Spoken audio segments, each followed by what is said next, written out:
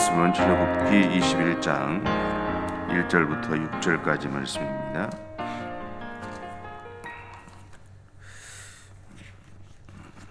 제가 가지고 있는 성경으로 113페이지나 4페이지에 있습니다.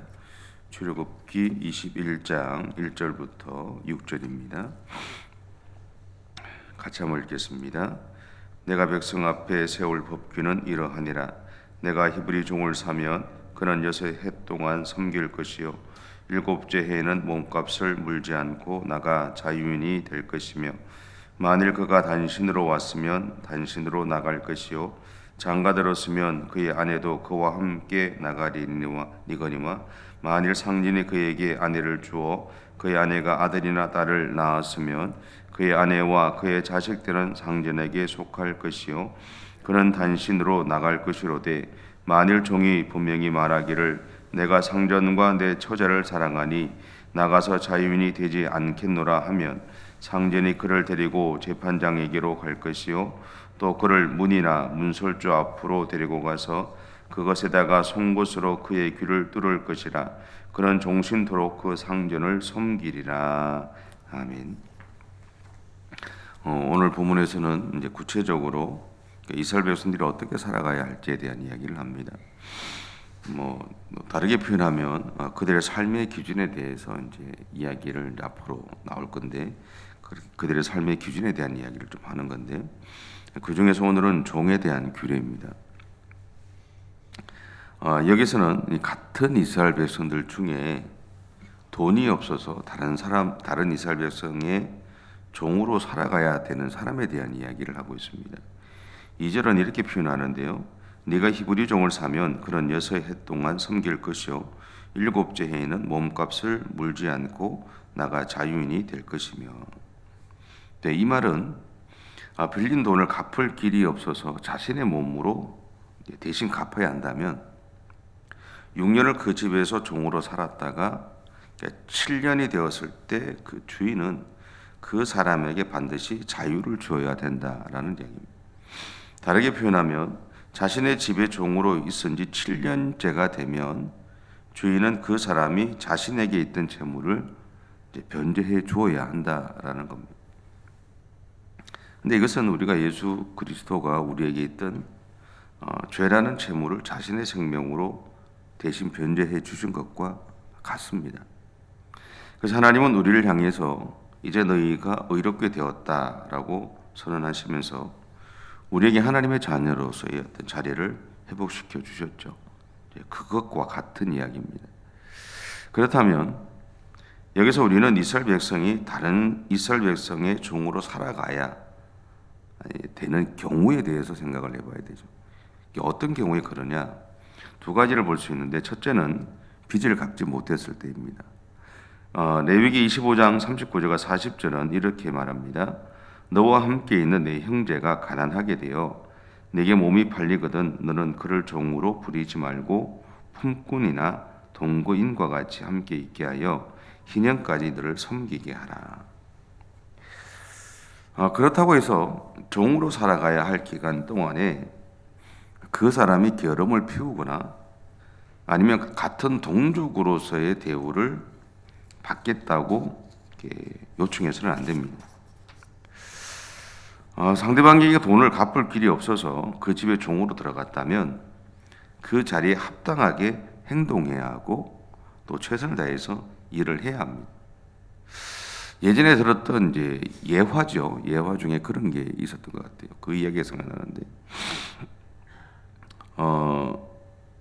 한 사람은 어느 교회의 장로님, 그 교회 장로님이시고, 한 분은 그 교회 이제 집사님이시래요.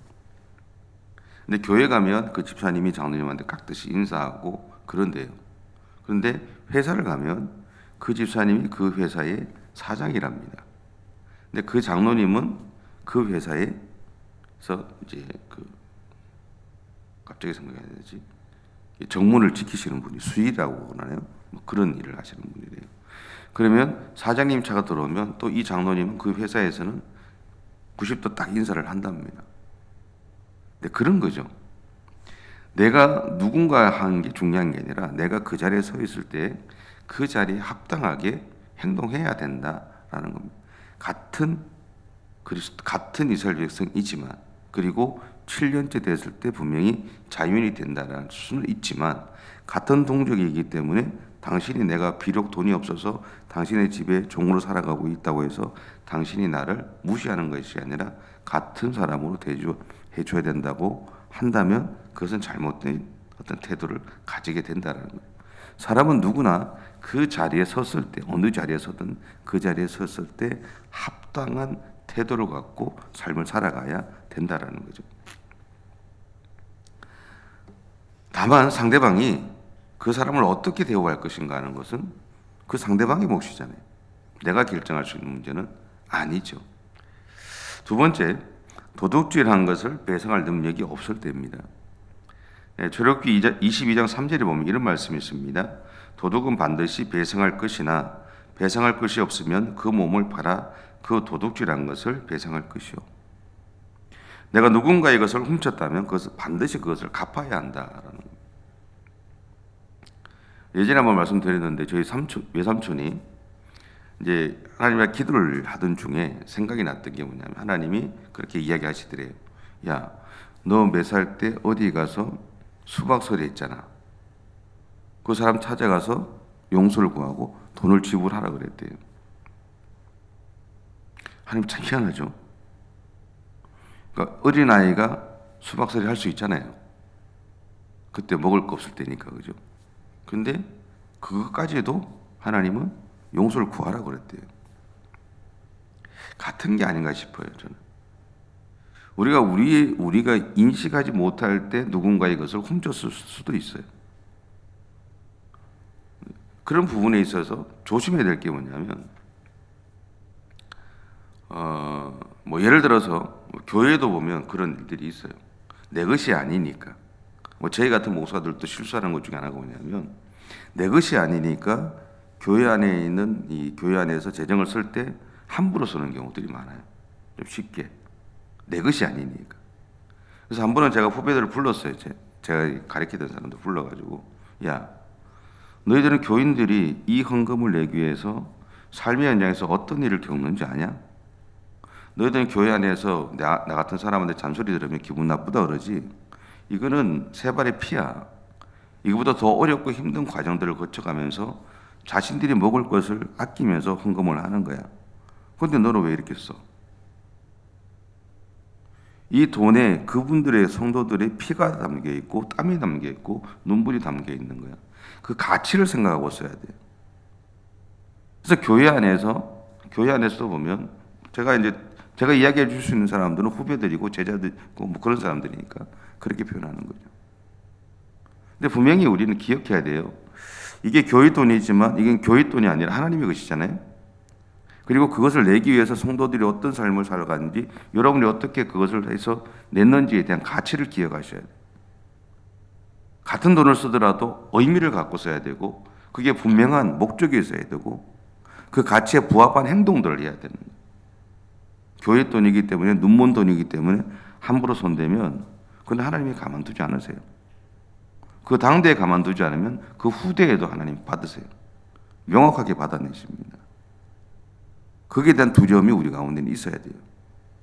그건 과거 이야기죠. 아니요, 과거 이야기 아닙니다.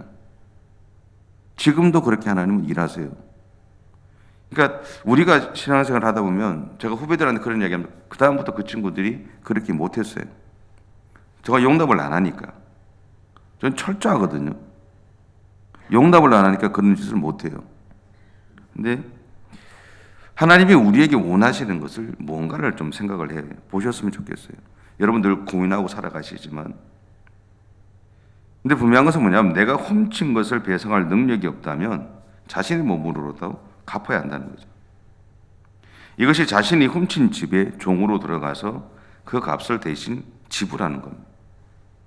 하지만 이러한 채무 관계는 과거 우리나라에 있던 노비 문서처럼 대를 이어서 그 집의 노비로 살아가는 건 아닙니다. 기한이 있습니다. 6년은 일하고 7년째는 자유로운 사람이 된다는 거죠. 그러나 이방인으로 종이 된 경우에는 좀 다릅니다. 그런 사람은 주인의 영원한 소유가 되어서 후손에까지 상속될 수 있습니다. 주인에게. 하지만 이스라엘 백성으로 다른 이스라엘 백성의 집에 종으로 살았음에도 불구하고 7년째에 자유인이 되지 않는 경우도 있습니다. 이것을 4절부터 6절에서 이렇게 말합니다. 만일 상전이 그에게 아내를 주어 그의 아내가 아들이나 딸을 낳았으면 그의 아내와 그의 자식들은 상전에게 속할 것이요 그는 단신으로 나갈 것이로되 만일 종이 분명히 말하기를 내가 상전과 내 처자를 사랑하니 나가서 자유인이 되지 않겠노라 하면 상전이 그를 데리고 재판장에게로 갈 것이요 또 그를 문이나 문설주 앞으로 데리고 가서 그것에다가 송곳으로 그의 귀를 뚫을 것이라. 그는 종신토록 그 상전을 섬기리라. 이것은 이스라엘 백성이 종으로 있을 때 이미 그 집에서 종으로 있던 이방 여인을 아내로 맞아들였을 때에 해당되는 거예요. 그 여인과 관계 속에서 6년을 같이 살면 아이도 낳을 수 있잖아요. 근데 7년째로 자기는 자유인이 되는데 그들은 여전히 주인의 소유였다라는 거예요. 자유인이 될 수 없었다는 거예요. 그래서 종으로 있던 이스라엘 백성이 자기 아내와 자식들을 포기할 수 없어서 주인에게 찾아가서 내가 자유인이 될 수 있는 권한이 있음에도 불구하고 내가 영원히 당신의 집에 종으로 있겠습니다라고 말한다면 주인은 그 사람을 제사장에게 데리고 가는 겁니다. 그리고 그 사람이 이야기에 대해 공정을 받습니다. 그리고는 집으로 데려가서 그 집에 있는 문이나 문설주에다가 그 사람의 귀를 대고 송곳으로 구멍을 뚫어버립니다. 그렇다면 그 사람이 자신의 영원한 집의 영원한 종의 소유가 되었다라는 것을 의미하는 거죠. 이렇게 귀를 뚫는다는 것은 고대 근동의 관습이었다고 합니다. 고대 근동 사람들에게 귀는 예속의 기관을 상징한다고 그랬어요. 그래서 이 귀를 뚫는다는 것은 주인에게 완전히 예속된다는 그런 의미, 또 순종한다는 그런 의미가 담겨 있다고 합니다. 그래서 귀가 뚫린다는 것은 자유가 상실되었다라는 것을 이제 의미한다고 그래요. 이런 의미에서 카르타고인들은 자신의 종이라는 표식으로 이 종의 귀에다가 귀걸이를 매달았다고 합니다. 가끔씩 옛날 그 영화나 뭐 그런 거 보시면 옛날 아프리카 사람들이나 이런 사람들 종으로 끌려왔을 때 사람들이 귀에나 이런 데 귀걸이 달는 게 고리 같은 거 달잖아요. 그죠? 그게 그런 의미라는 겁니다. 우리가 뭐 이렇게 보면 도축장에 가면 그건 아니면 소를 키우든 돼지를 키우든 보면 직인을 찍잖아요. 자기 소유라고. 자기만의 직인을 찍잖아요. 그거하고 똑같다라는 거죠. 어떤 면에서 이것은 우리가 하나님에게 은혜를 받아서 여러 가지 은혜를 받고 여러 가지 은사를 받았지만 내가 그것을 감당할 수 없다면 그 은혜나 은사가 아무리 중요해도 그것을 하나님에게 돌려드릴 줄 아는 지혜가 필요하다라는 거죠. 어떻게 보면 그것이 신앙의 지혜라고 할 수 있습니다. 예전에 고등학교 때 제 친구의 하나가 같은 교회 안에 친구의 하나가 우리 이제 토요일마다 이제 저희들이 기도를 했는데 거기에서 은혜를 받았어요. 그래서 이 친구가 이렇게 사람을 이렇게 보면 그 사람 주변에 귀신이 보인대요. 근데 저는 몰랐는데 이게 학교 가가지고 친구들 사이한테서 야, 너 뒤에 귀신이 있어, 네 옆에 있어, 네 앞에 있어 이렇게 얘기를 하고 다녔는 모양이에요. 그러니까 친구들이 찾아왔어요. 야, 제가 지금 그러고 다닌단다. 그래서 제가 이제 친구를 불렀어요. 제가 물어봤어요. 야, 내 옆에도 있지? 그러니까 있대요. 그래 나도 알아. 근데 나는 안 보여. 알기는 알아, 안 보여. 나는 아는데 안 보이지만 너는 눈에 보이지 않니? 그러면 하나님이 너 눈에 그것을 보이게 하신 이유가 뭘까? 네가 사람들한테 네 옆에 있어 이렇게 하는 건 네 무당짓 하는 거 아니야? 그건 무당짓이고 하나님이 너한테 그것을 보여주신 이유가 뭐야? 뭘 것 같아? 모르는 거예요. 제가 그렇게 했어요. 하나님이 너한테 그것을 보여주신 것은 그 사람을 위해서 기도하라는 거야. 기도해 주라는 거야. 우리에게 다른 사람과 다른 은사가 있다면 하나님이 그것을 왜 나에게 그것을 주셨는지, 그것을 통해서 나에게 얻고자 하는 게 무엇인지를 우리는 물어봐야 되는 거예요. 그리고 찾아야 되는 거예요. 남들보다 내가 한 가지 은사가 더 많기 때문에 남들보다 은혜가 내가 더 많기 때문에 남들보다 우월한 게 아니라, 하나님이 나에게 그것을 주셨던 것은 그만큼 책임이 나한테 주어져 있다라는 거예요. 그래서 제가 그 친구한테 그런 얘기 했어요. 네가 그것을 감당할 수 없으면 하나님 앞에 돌려드려. 하나님 앞에 돌려드려. 그것이 아무리 귀하고 소중해도 돌려드려. 그리고 네가 나중에 그것을 감당할 수 있을 때 하나님을 다시 달라 그래. 그럼 하나님 주셔. 내가 감당할 수 없는, 내가 아무리 욕심을 해서 내가 받았지만 그것을 내가 감당할 수 없고 그 책임을 다할 수 없다면, 그래서 하나님께 돌려드려야죠. 그리고 내가 감당할 수 있을 때 다시 하나님 앞에 그것을 돌려달라고 이야기해야죠. 그리고 내가 그 일을 감당해야죠. 그만큼의 책임과 의무가 나한테 주어진다는 것을 의미하는 거거든요.